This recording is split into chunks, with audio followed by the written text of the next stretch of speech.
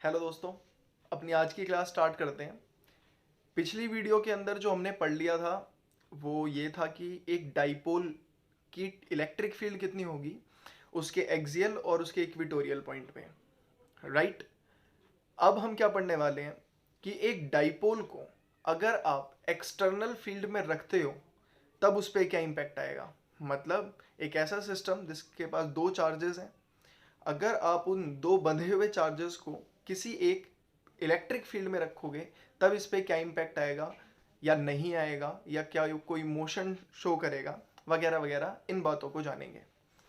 तो थोड़ा सा बता देता हूँ मैं कि अगर आप एक इलेक्ट्रिक डाइपोल को यूनिफॉर्म फील्ड में रखने वाले हो तो उस पर लगेगा टॉर्क।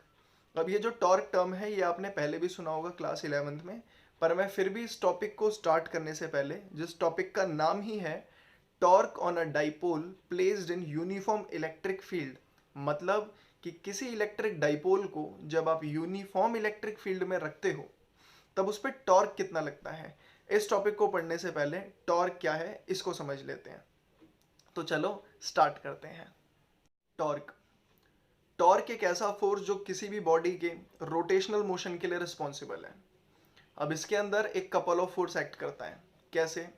ये बॉडी है, अगर आप इस पे फोर्स लगाओगे तो ये मूव करेगा आगे की तरफ, इधर से फोर्स लगाओगे तो ये इस तरफ मूव करेगा। अब अगर मैं कपल ऑफ फोर्स लगाता हूँ, मतलब दो इक्वल और अपोजिट फोर्स लगाता हूँ, तब इसका मोशन कहीं पे भी नहीं होने वाला, ये अपनी पोजीशन को मेंटेन रखेगा क्योंकि फोर्स कैंसिल हो रहे हैं। दो इक्वल और अपोजिट फोर्स कैंसिल कब होते हैं? तब होते हैं जब इनका लाइन ऑफ एक्शन सेम होता है, और ऐसे फोर्सेस को हम सेंट्रल फोर्स बोलते हैं, आपको पता है।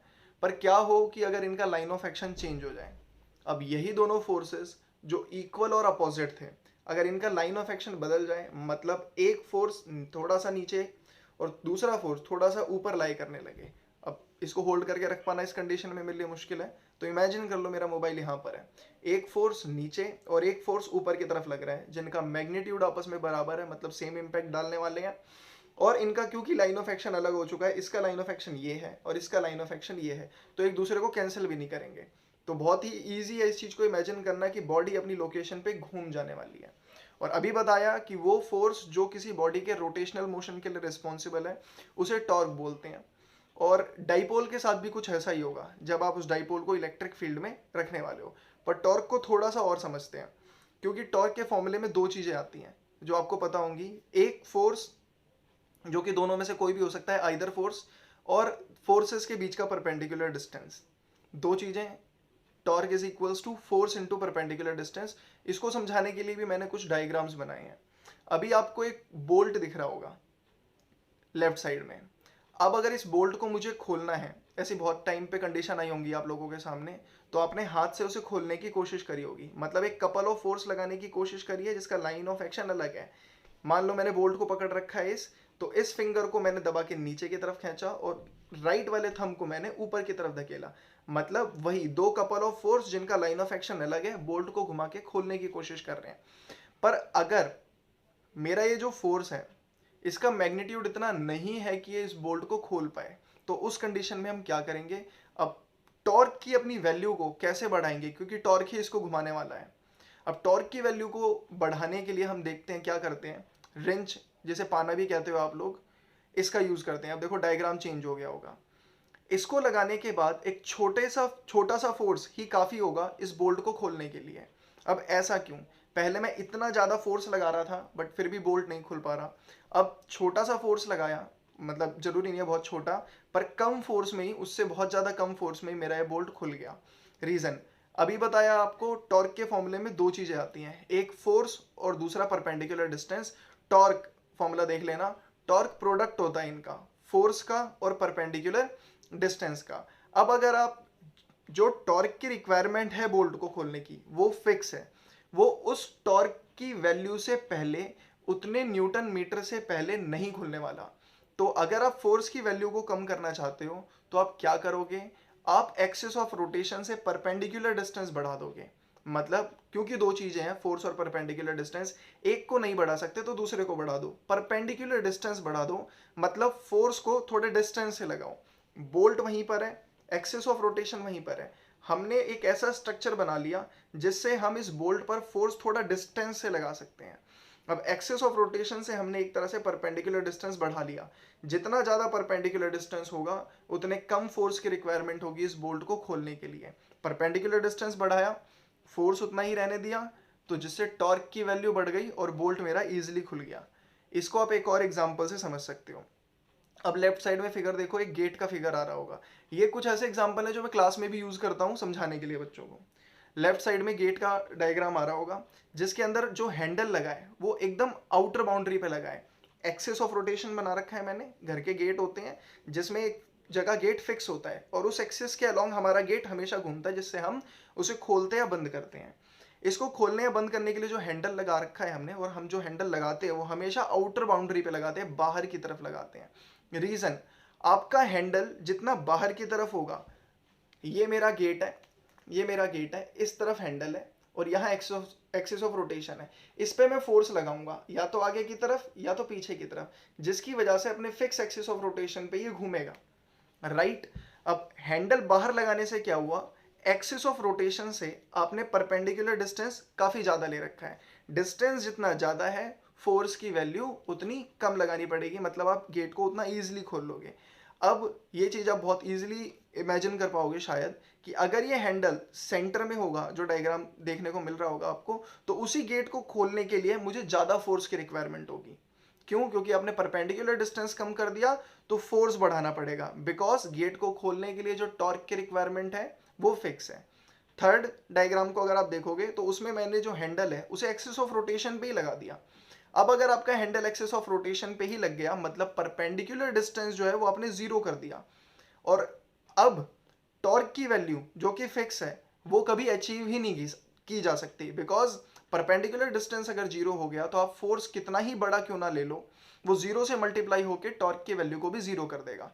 मतलब अब अगर आप उस गेट पर जो आपने हैंडल एक्सिस ऑफ रोटेशन पे लगा रखा है उस पर कितना ही बड़ा फोर्स लगाने की कोशिश करो, वो कभी भी घूमने वाला नहीं है। अपनी लोकेशन से उखड़ जाएगा मगर घूमेगा नहीं। आई होप ये टॉर्क आपको क्लियर हो गया होगा। इसका फॉर्मूला क्यों परपेंडिकुलर डिस्टेंस इनटू में फोर्स होता है ये भी समझ में आ गया होगा। अब अगर समझ में आ गया है तो हम अपने टॉपिक की ओर बढ़ सकते हैं, which is torque experienced bye a dipole placed in a uniform electric field. तो स्टार्ट करते हैं। अब आपको डाइपोल दिख रहा होगा जिसको हमने यूनिफॉर्म इलेक्ट्रिक फील्ड में रखा हुआ है। यूनिफॉर्म इलेक्ट्रिक फील्ड है, कैसे आइडेंटिफाई करोगे? क्योंकि जितनी भी मैंने इलेक्ट्रिक फील्ड लाइन बनाई है उनके बीच का सेपरेशन इक्वल है। सेपरेशन इक्वल मतलब फील्ड यूनिफॉर्म है। हमने एक डाइपोल को रखा हुआ है, डाइपोल को इनिशियली किसी थीटा एंगल पे रखा हुआ है। अब थीटा एंगल पे क्यों रखा हुआ है इसको भी समझ लेते हैं। अगर हम थीटा एंगल पे नहीं रखते तो क्या होता, आपका डाइपोल होता स्ट्रेट ऐसा, और फील्ड अगर पॉजिटिव प्लेट से नेगेटिव प्लेट की तरफ जा रही है, और मान लो यहाँ पर नेगेटिव चार्ज है उस डाइपोल का, इधर पॉजिटिव चार्ज है, पॉजिटिव प्लेट इस तरफ है, नेगेटिव चार्ज इस तरफ है, तो फोर्स ऑफ अट्रैक्शन लग रहा है इस तरफ। पॉजिटिव चार्ज इस तरफ है, नेगेटिव प्लेट इस तरफ है, फोर्स ऑफ अट्रैक्शन लग रहा है इस तरफ। दो इक्वल और अपोजिट फोर्स जो कि कपल की रिक्वायरमेंट है टॉर्क लगाने के लिए, वो इक्वल और अपोजिट है, और साथ साथ इनका लाइन ऑफ एक्शन सेम हो गया। लाइन ऑफ एक्शन सेम होने की वजह से क्या हुआ, वैल्यू एक दूसरे को कैंसिल कर देंगी और ये बॉडी कभी भी नहीं घूम पाएगी, चाहे आप फोर्स की वैल्यू कितनी ज्यादा क्यों ना बढ़ा लो। इस केस में हमने किया क्या है, इस केस के अंदर हमने इलेक्ट्रिक फील्ड की डायरेक्शन में ही डाइपोल मोमेंट को या कह लो डाइपोल को रखा हुआ है, मतलब थीटा जीरो है। तो याद रखना, थीटा जीरो हो या फिर 180 डिग्री हो, आपके टॉर्क की वैल्यू जो डाइपोल फील्ड करने वाला है इलेक्ट्रिक फील्ड में वो जीरो हो जाएगी। आओ अब देखते हैं कि अगर आप किसी थीटा एंगल पे रखोगे तो क्या होगा। सेम, अब अगर मैं इस डाइपोल को थीटा एंगल पे रखता हूं तो जो फोर्स है उनका लाइन ऑफ एक्शन बदल गया, जिसकी वजह से फिर से टॉर्क फील करेंगे और अपने एक्सिस पर, जो एक्सिस इसके सेंटर पे होगा एग्जैक्टली, उसके अलोंग रोटेट करना स्टार्ट कर देंगे। सब कुछ आपको क्लियर है? तो टॉर्क का फॉर्मूला देखो, वैल्यू पुट करो और वैल्यू निकालो, फिर आगे बढ़ेंगे। टॉर्क का फॉर्मूला जो समझाया था, फोर्स इनटू में परपेंडिकुलर डिस्टेंस। तो फोर्स की वैल्यू है कितनी, एक इलेक्ट्रिक फील्ड चार्ज पे कितना फोर्स लगाती है ये आपको पता है, विच इज क्यू ई। तो फोर्स की जगह पर हमने पुट कर दिया क्यू ई। परपेंडिकुलर डिस्टेंस कितना होगा, तो दोनों फोर्सेस के बीच का परपेंडिकुलर डिस्टेंस निकालने के लिए हमने इन साइड्स को एक्सटेंड कर रखा है आगे की तरफ। अब क्योंकि इसका हाइपोटेनस 2 है और आपका डाइपोल थीटा एंगल पे रखा हुआ इलेक्ट्रिक फील्ड के साथ, तो जो परपेंडिकुलर आ रहा होगा वो आएगा 2a sine theta. I hope ये आप निकाल लोगे। अगर आप नहीं निकाल सकते तो सिंपल साइन थीटा लगा दो। साइन थीटा क्या होगा इस ट्रायंगल के अंदर, परपेंडिकुलर बाय हाइपोटेनस, मतलब p बाय h। तो perpendicular upon h is equals to sine theta, तो p is equals to h sine theta. h की वैल्यू कितनी है यहाँ पे, 2a है, तो परपेंडिकुलर मिल गया आपको 2a साइन थीटा। इस वैल्यू को भी हमने पुट कर दिया, QE 2a sine theta. 2a q से मल्टीप्लाई होके हो गया डाइपोल मोमेंट, जिसकी वैल्यू हमने p रख दी, E एज इट इज रखा हुआ है और साथ में है sine theta. P E sine theta, जिसको आप लिख सकते हो p vector cross e vector. ये वेक्टर प्रोडक्ट आपने पहले पढ़ रखे होंगे। तो टाउ हमारा क्या आ गया, p वेक्टर और e वेक्टर का क्रॉस प्रोडक्ट। इससे हमें ये भी पता लगता है कि जो आपका टॉर्क है वो भी एक वेक्टर क्वांटिटी है, बिकॉज ये दोनों के क्रॉस प्रोडक्ट से मिल रही है। होप क्लियर हो गया होगा आपको। आगे बढ़ते हैं, कुछ बातें और जिन्हें आप केसेस की तरह से पढ़ सकते हो, जो मैंने लिख भी रखा है केस 1 और केस 2 करके। टॉर्क के फॉर्मूले को अगर आप देखोगे तो इसमें 3 टर्म मिलती हैं आपको, एक डाइपोल मोमेंट, दूसरा इलेक्ट्रिक फील्ड, तीसरा साइन थीटा। मतलब इन 3 चीज़ों को वेरी करके आप टॉर्क की वैल्यू चेंज कर सकते हो। तो अगर मैंने एक डाइपोल को इलेक्ट्रिक फील्ड में रख दिया है तो उसकी डाइपोल मोमेंट फिक्स हो गई, जैसे इलेक्ट्रिक फील्ड में रखा है वो इलेक्ट्रिक फील्ड फिक्स है। मतलब एंगल भी अगर चेंज होता है तो उससे भी आपके टॉर्क की वैल्यू वेरी करेगी। तो हम ये देखते हैं कि अगर डाइपोल मोमेंट फिक्स है और इलेक्ट्रिक फील्ड फिक्स है तो आपका जो टॉर्क है वो मैक्सिमम और मिनिमम किस एंगल पर होगा, डिपेंड कर रहा है साइन थीटा पे। साइन की वैल्यू मैक्सिमम कब होती है और मिनिमम कब होती है आपको पता है। साइन देता है आपको 90 डिग्री पे वैल्यू 1, जो कि उसकी मैक्सिमम वैल्यू है। साइन 1 और -1 के बीच में ही लाई करता है। और दूसरा 0 डिग्री पे उसकी वैल्यू होगी 0। तो 2 केसेस दिखा रखे हैं आपको, ये एक ही साइकिल के लिए दिखा रखे हैं। मतलब एक भी नहीं कहो आप, हाफ साइकिल के लिए दिखा रखे हैं, 0 और 90 के लिए दिखा रखे हैं जस्ट। बाकी 180 पे भी वो 0 देने वाला है और उसके बाद 270 पे भी उसकी वैल्यू जो होगी वो मैक्सिमम होने वाली है।